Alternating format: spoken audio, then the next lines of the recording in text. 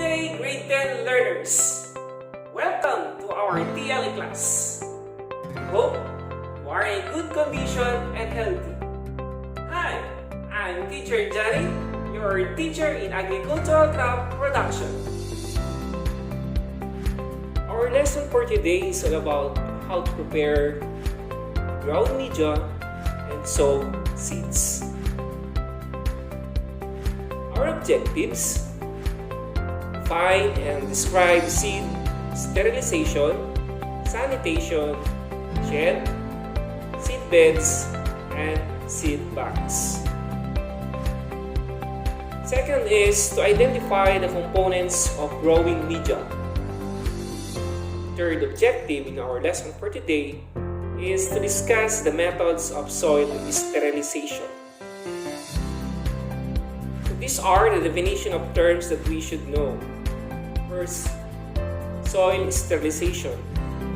It is the process of subjecting the soil to heat or chemicals to kill microorganisms and other bacteria. We say sanitation, which is the activity that reduces the spread of pathogen inoculums, such as removal and destruction of infected plant parts, cleaning of tools and field equipment. Another term is shed. Shed, a root used to protect seedlings and other plants. Seed beds, especially prepared plots where seeds are germinated. Seed box, a box filled with soil, growing media where the seeds are germinated. Let's proceed on how to prepare the growing media. The best soil for general nursery purposes is a friable loam, rich in humus with proper percentage of clay. In cases that these are not available, the growing media can be prepared by thoroughly mixing the following components. For loam soil, we need 1 part of loam soil, 1 part of manure or decomposed manure, and 1 part decomposed rice hull. For clay soil, 1 part clay soil, 2 parts of compost or manure, and 1 part decomposed rice hull or sheep sand. Methods of soil sterilization. The soil components are thoroughly mixed together and will be placed in seed boxes, plastic bags, seed trays, or germinating trays or seed beds. To ensure safety of seedlings from soil-borne diseases, sterilize the growing medium. Sterilized soil safeguards the seedlings from attack of dumping off. Commonly destroys young seedlings in seed boxes or seed beds. First method is burning organic materials on the soil. A common method of soil sterilization is heating up the soil. The high temperature will cause death of many microorganisms, including pathogens on the top of the soil and insect pests, soil-dwelling organisms. Number 2, pouring boiling water into the soil. Number 3, solarization. Solarization is a method of soil sterilization that uses the sun or the heat of the sun. Solarization can control soil-borne diseases, weed seeds, and some nematodes including root knot nematodes. To solarize the soil is covered with clear polyethylene or plastic sheets. The best time is during the hot season, when there is plenty of sunlight. The sun heats up the soil through the plastic, and the plastic sheet keeps the heat inside the soil. The sheets should be left in the field for 4 weeks. Next step is biofumigation.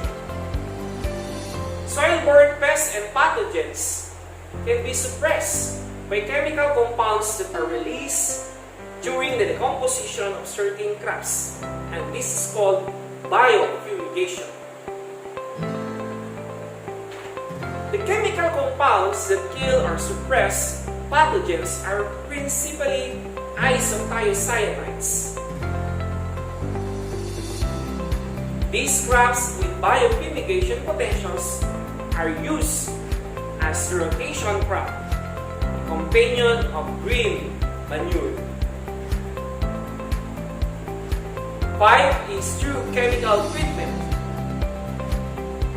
Treat the soil with chemicals like formaldehyde by dissolving 1 tablespoon per 1 gallon of water.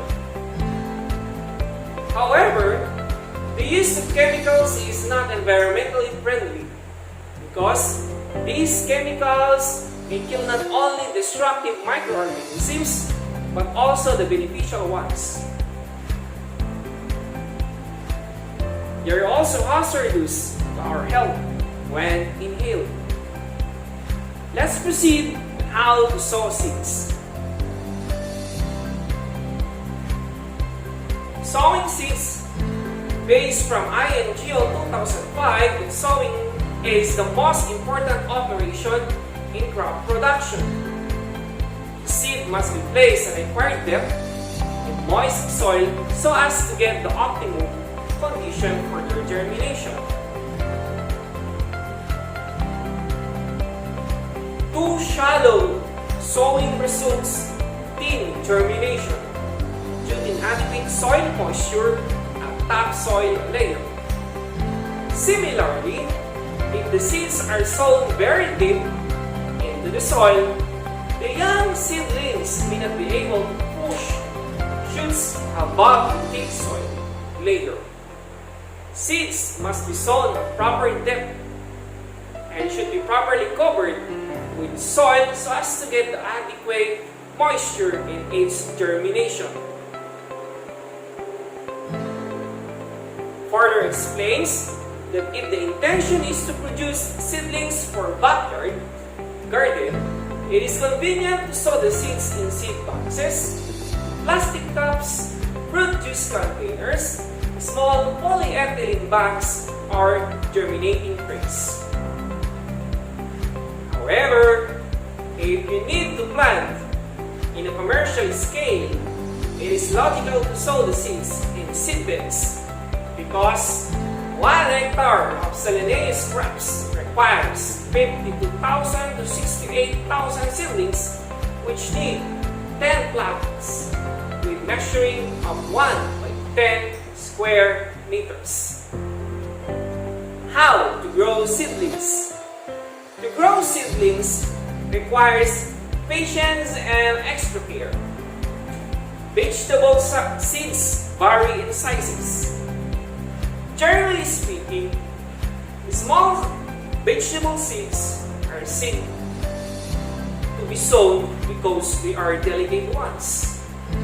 Agricultural Venture Series 1 claims that because some vegetable seeds are so small, seeds can be easily carried away by the water and even insect-like ants. Thus, it is advisable to raise seedlings in beds. However, transplanting them to the field, raising seedlings in trays requires less seeds, promotes uniform growth of superior seedlings, minimizes transplanting shock, and lowers seeds mortality. It also saves on labor for cleaning, weeding, watering, and managing pests. Seeds should be sown using the following materials.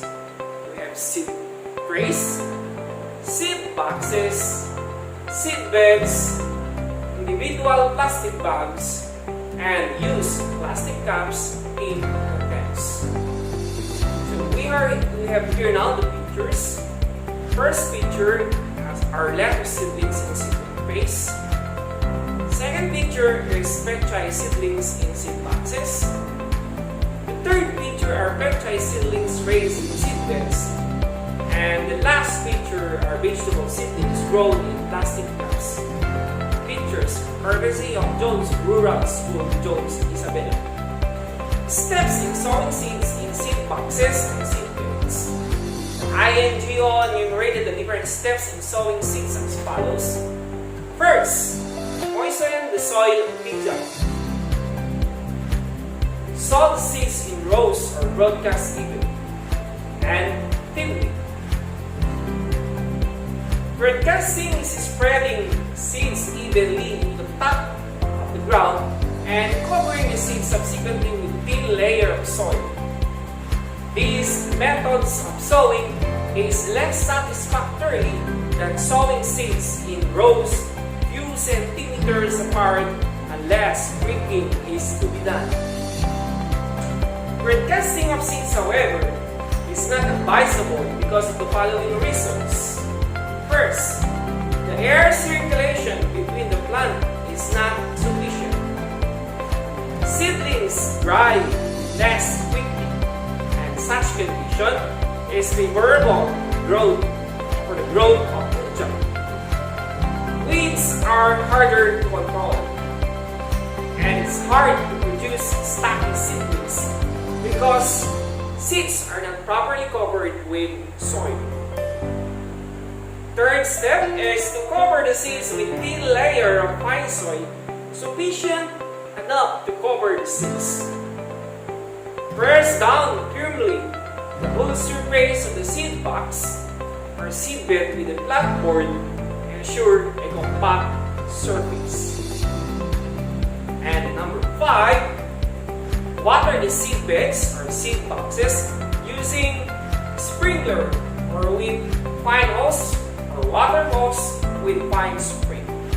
Number 6, protect the seed sown in seed beds from ants and spray insecticides to drive away those ants. In case of seed boxes, let the legs of the seed boxes stand in can filled with water and little petroleum to prevent the ants from reaching the seed boxes. Number 7, seed boxes should be placed under the shade and should be provided with temporary shelter. Regulate watering. Too much or too little of it may prevent germination. Now, it's time for your activity. This time, let us test your skills in producing seedlings. Take note. You have to perform the task following these steps so that the seedlings you will grow of good quality.